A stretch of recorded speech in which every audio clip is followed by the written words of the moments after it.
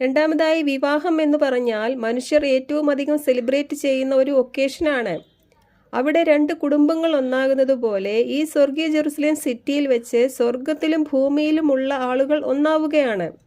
സ്വർഗത്തിലെ പോലെ ഭൂമിയിലും മരണമില്ലാത്ത അവസ്ഥ ഈ സമയം മുതലാണ് സംജാതമാകുന്നത്.